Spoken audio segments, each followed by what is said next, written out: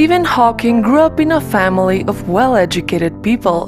Both of his parents had college degrees, so education was very important. But Stephen was never a brilliant student. He was not able to read properly until he was 8. And despite his average performance in school, there was something about him that teachers recognized.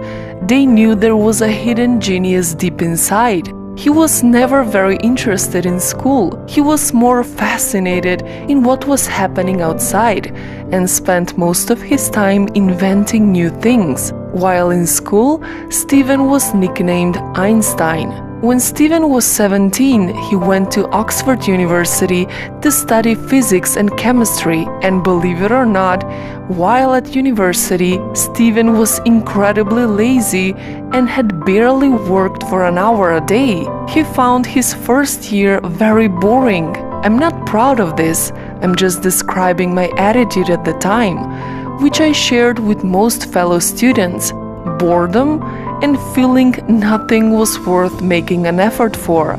After graduating from Oxford University, he went to Cambridge to further his studies in cosmology. But soon, Stephen started having some strange physical symptoms.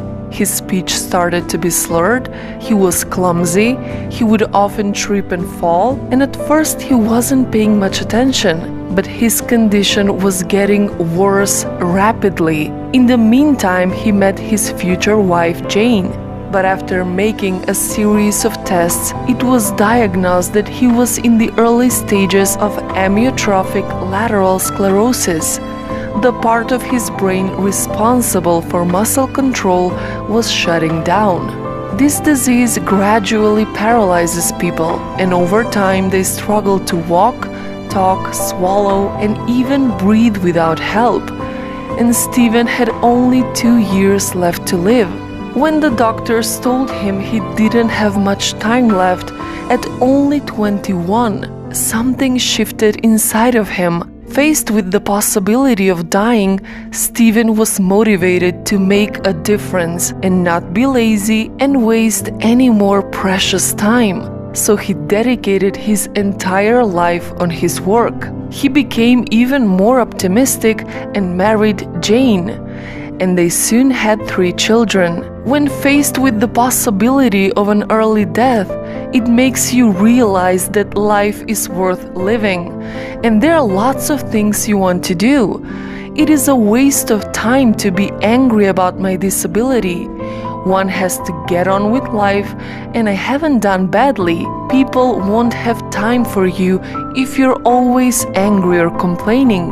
He became one of the most recognizable, unique, and admired scientists of all time. His incredible work on black holes and the origin of the universe changed the way we think about science. His most famous book, A Brief History of Time, was sold more than 10 million copies. Stephen Hawking is one of the most inspirational people in the world. He had an incredible determination and burning desire to live. He didn't let his illness stand in the way. No matter how hard life was, and no matter how impossible or unachievable something was, giving up was never an option. Despite all odds, he proved his doctors wrong, miraculously living more than 55 years after his diagnosis. He died at the age of 76. Stephen Hawking might have been disabled in body, but not in his spirit. And he has the best advice for living a happy life. Remember to look up at the stars and not down at your feet.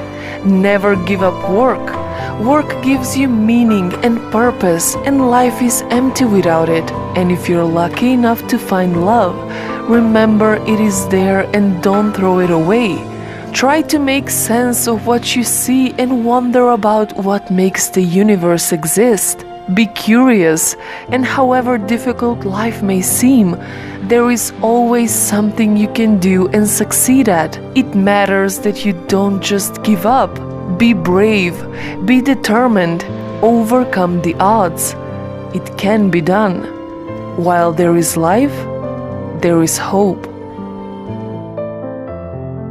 So, what's your story?